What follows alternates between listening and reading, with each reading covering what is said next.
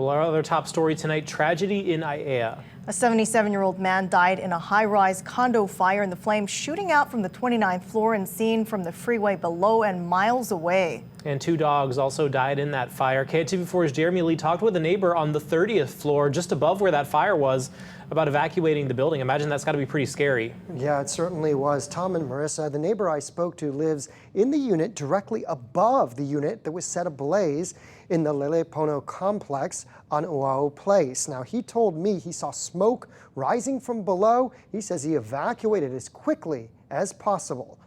Viewers sent in this dramatic video shot from the highway. You can see the end unit there on the 29th floor up in flames.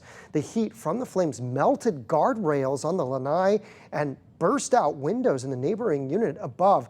The call came in to HFD at 11:26 a.m. and within 5 minutes, there were 10 units responding on the scene with 38 personnel at work. Residents who were not away at work moved quickly to evacuate.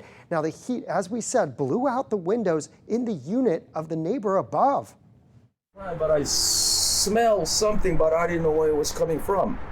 And then all of a sudden, I see the black smoke shooting out through the lanai right below me. So I closed the lanai door. My room was already getting a lot of smoke getting in. And then after that, I opened the other door. I saw the smoke shooting out through that way also. And then I closed my door and just ran downstairs. 30 feet up, it's pretty dizzying up there. Mr. Moon showed KITV4 how the smoke you see there had blackened most of the unit. The smell still strong into the evening. Mr. Moon returned to several exposed windows way up there. On the 30th floor, fire crews found the one man unresponsive in the unit on the 29th floor below who passed away.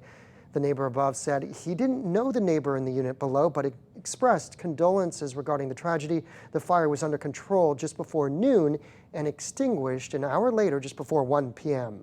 Reporting live, Jeremy Lee, KITV4 Island News. Jeremy, thank you. Fire officials say Lelepono does not have fire sprinklers because it was built before 1975, before a city ordinance required high-rise buildings to be built with fire sprinkler systems. Safety changes were made after the raging Marco Polo fire in 2017. In 2018, an ordinance on Oahu required residential buildings over 10 stories to get and pass fire safety evaluations. Condo associations could forego that evaluation if they installed fire sprinklers. But there was some pushback over the cost of fire sprinklers.